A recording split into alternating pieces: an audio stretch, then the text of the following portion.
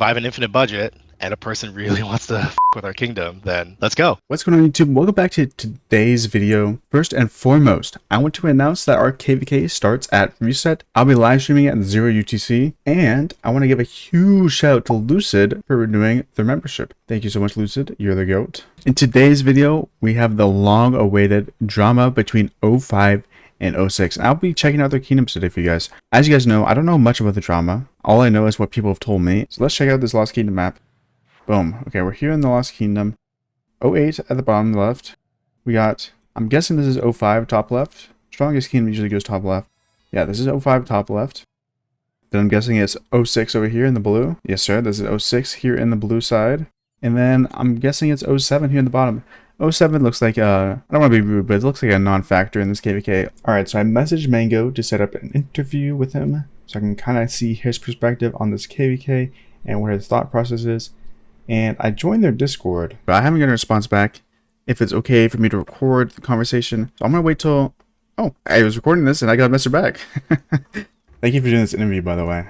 I saw you were online and running your March into Ruins. So I was like, I'll ask him and see if he wants to do it. Yeah, we had there was one of the guys in 05 was targeting some of the barb chainers, so I'm doing a little protection right now.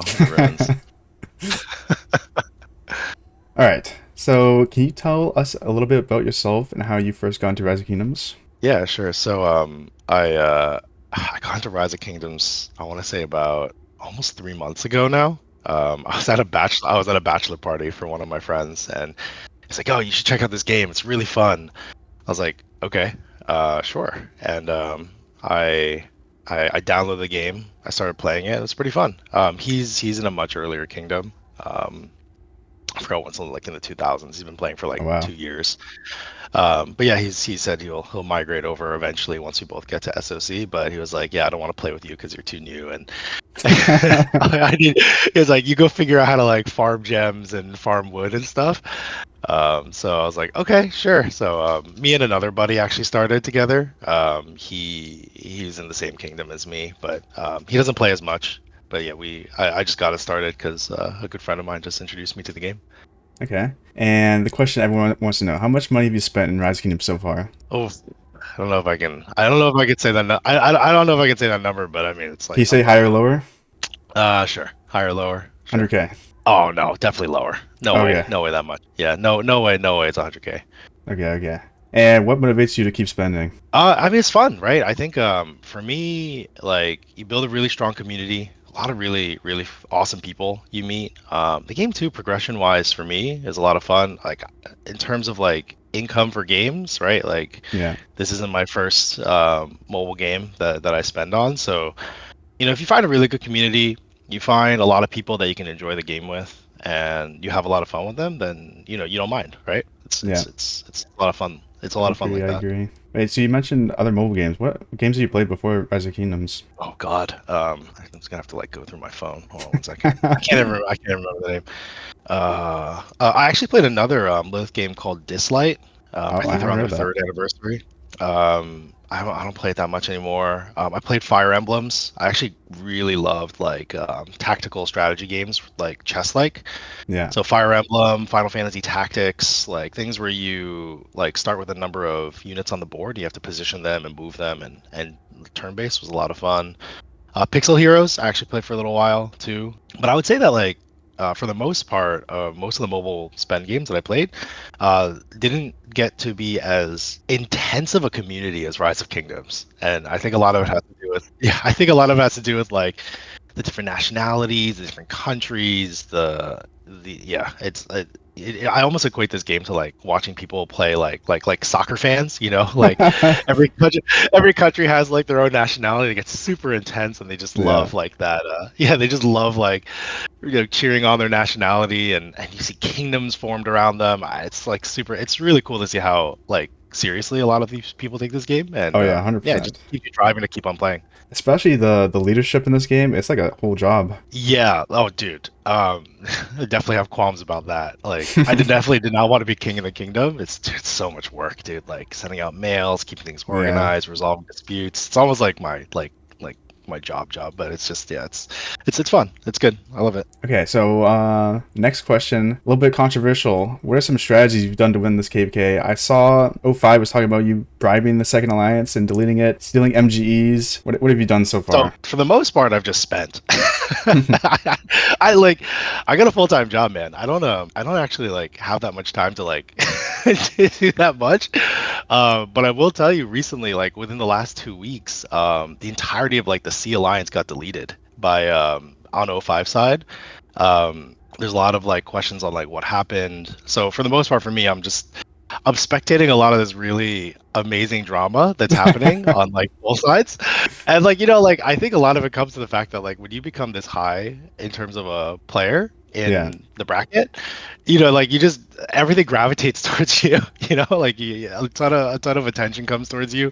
But like, if you think about just how much time it would take to do all the things that they described, it's just like not possible. It's like not humanly possible to have that much time yeah, in this game, while yeah. also making enough money to spend. So, The um, Have you seen the Reddit posts? oh, dude, oh, I get sent stuff all the time. My DMs are flooded every single day. But yeah, like I mean, most recently, I don't know if they made another post about it, but most recently, the second most powerful alliance in O5, their leader just like straight up deleted all of their territory inside of Lost Kingdom, Really? right before Ruins fight, and then kicked everyone from the alliance and renamed himself Baby Mango. And I'm like, dude, oh my god! Now my inbox is gonna be flooded by 1,000 more things. Like the R5, the R5 and O5 called me. We hashed it out. I think they found out that it was actually one of his IRL friends or something like that. Like no one really knows what's going on, but it's like at this point, it's like so comedic because now I've become the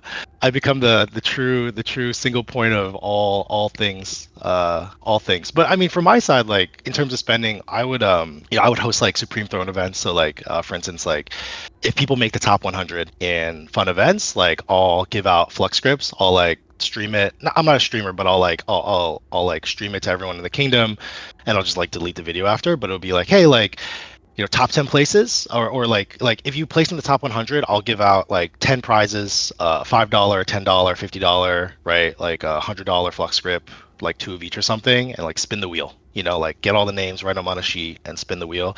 So I'll do stuff like that because it's fun. It encourages people to push. They get excited. You get a lot of Yeah, free to play players too, where I think it means a lot to them too, and it's just always nice, right? It's nice, like really making people feel like, hey, like I put an effort. Maybe I wouldn't ordinarily have been able to spend what I normally would have spent. Maybe like the prize is not as good as what it's worth, but hey, if like I know that there's like a chance to get like $100 flux script at the end of it, which could turn into like the monthly, or if you save up enough, you can like get the other stuff for it. Like it could actually be worth it for them. So yeah. I did that for all the Supreme Thrones. I did it for Zenith of Power. I'm actually a little delinquent. I'm supposed to do that for the pre KBK push. I actually have the list here. I'm gonna go send that. I've just been so freaking busy with like mails and stuff, but stuff like that, like I actually really enjoy spending on because it's creates unity in the kingdom. People get excited, and honestly too, like if you think about it, I was doing the math, and just from a kingdom standpoint, being at 145 mil power is only so good. Like you really want the whole kingdom to get stronger to be Yeah, effective in KVK. yeah. So that's like where I spend most of my money. Okay, this is what happened. A lot of O5 players were messaging me personally on Discord saying that you were doing this and that. So are those rumors just not true? Definitely did not delete alliances. Definitely am not doing this crazy stuff. I mean, the like even the like they're like, oh, like you're this guy devil. I think the guy's name is Fari now in our kingdom. He's an Indonesian player, apparently like an SOC like experienced player. A bunch of Indonesian players actually followed him from O5. So it's Nice. like I think at the end of the day, people will say either it's me or I have funded those people. Now, Fari did reach out to me when he was migrating. I did give him some flux to help him push to like be able to get to the power to migrate over. So I did help him out a little bit, but like especially when it was time to recruit and bring people over. But like yeah, a lot of that was just him. So Okay. Yeah, that brings me to my another question. A lot of players are saying you're sponsoring T5 accounts. yeah. Probably within our kingdom, maybe 3 or 4 people. But again, like people that I've grown to like really trust, people who I think like and from my perspective, like it's just an overall benefit to the kingdom to Yeah. increase T5 marches than to actually just keep building power, right?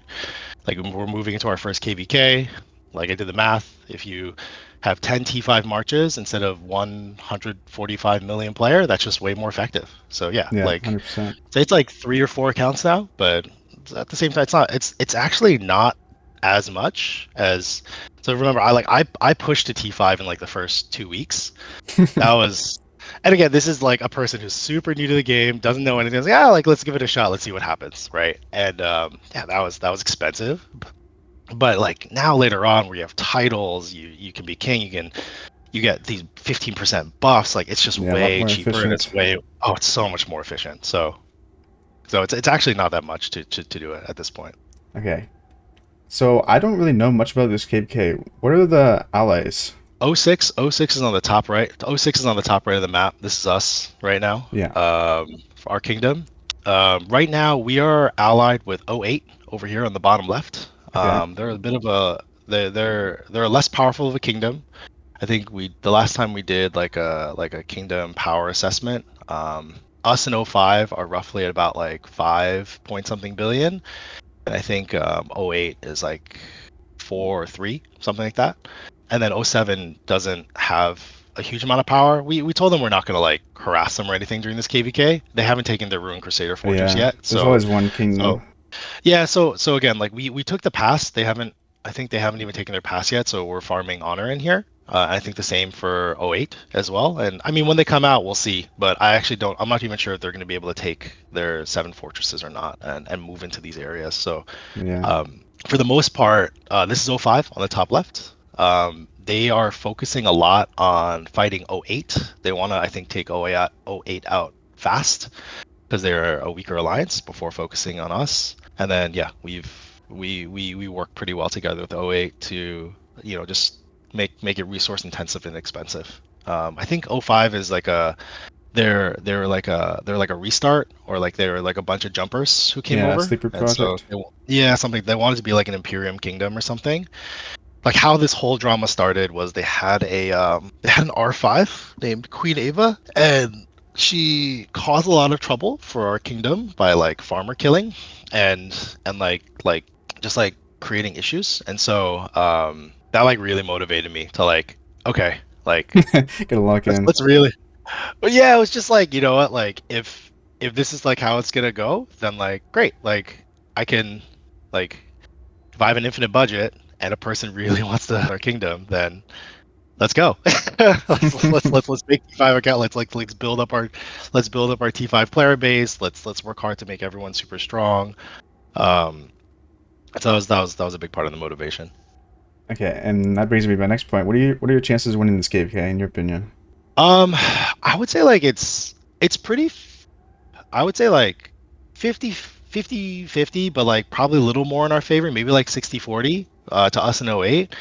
Um, I think in terms of T5, we're about even. Like us in oh 06 plus oh 08 have probably the same number of T5s. We can like check the power rankings right now. But so you got me, and then you have Bread, who's in oh 05. You have Conceded in our kingdom, and then you have Templar in their kingdom. You have Fari in our kingdom. Fari is the guy who pushed in their kingdom, stole the MG, and came over to ours.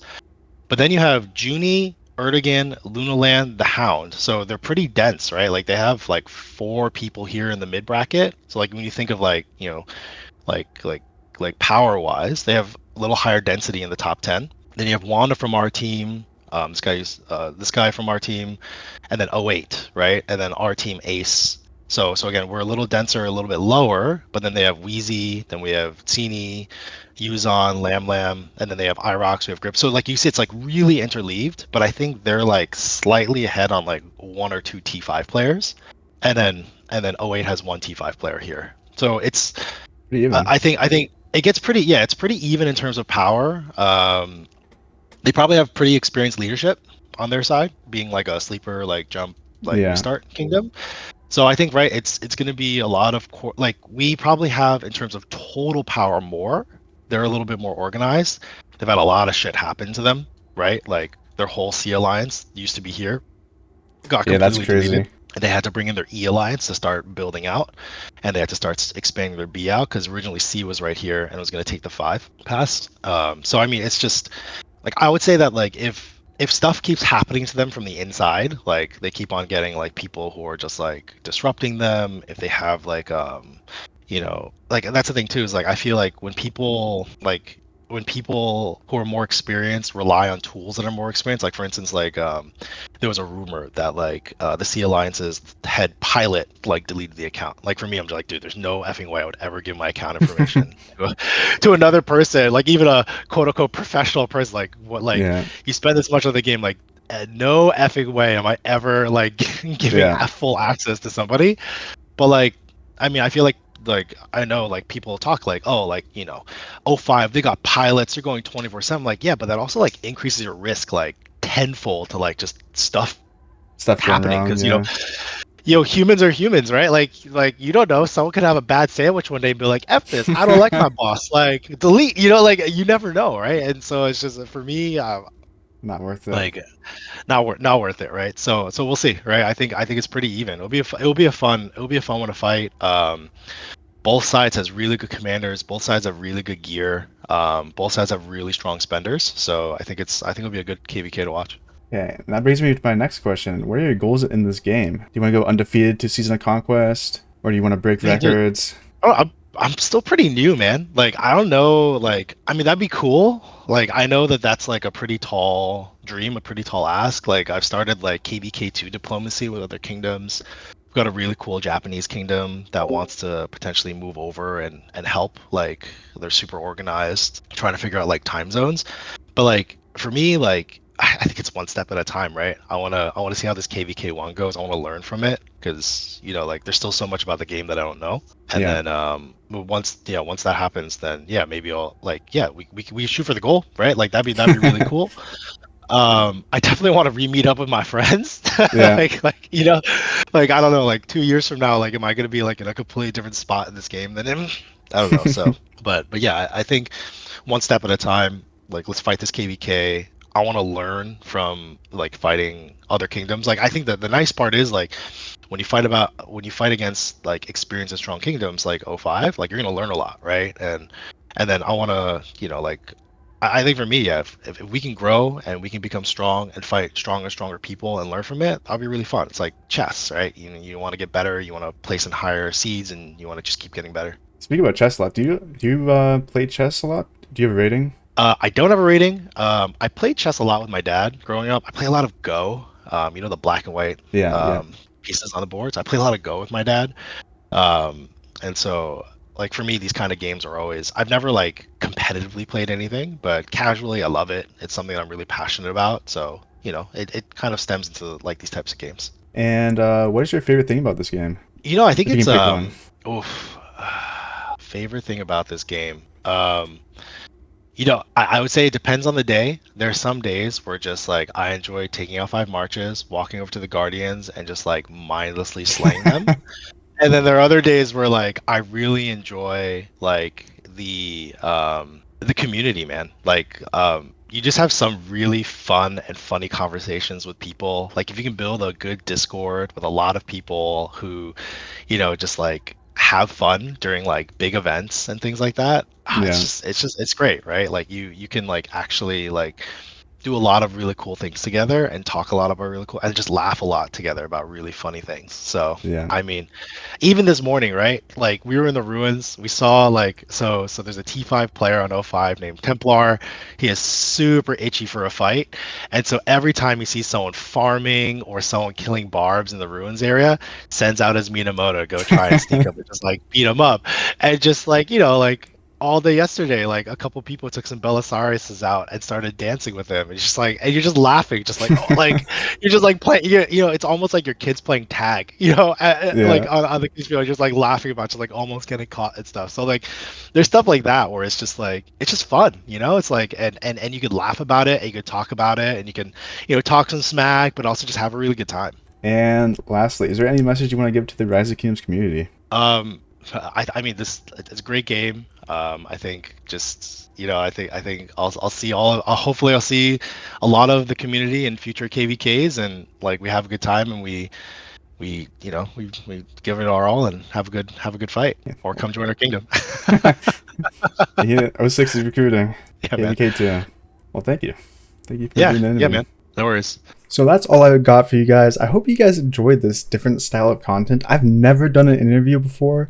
I was panicking about the questions. I don't even know if the questions are good. Tell me how I did in the comments. Was my interview good? That was the king of '06 Mango, and he had a lot of controversy around him. Cleared up the rumors. Most of it wasn't him. He did sponsor some T5 accounts. That was one of the rumors as well. And I want to say, hey, really cool dude. I'll be definitely checking out this kingdom more. We gotta check out the Kingsland. It's about to be insane. And yeah, I hope you guys enjoyed this video. If you did, make sure you leave a like and subscribe. I put a lot of effort into this one, so I would really appreciate it if you guys like and subscribe. And I'll catch you guys in the next one. Also, I will be doing an interview with O5. Don't worry. I'll be messaging their R5 coming soon. Hope you guys enjoyed, and peace.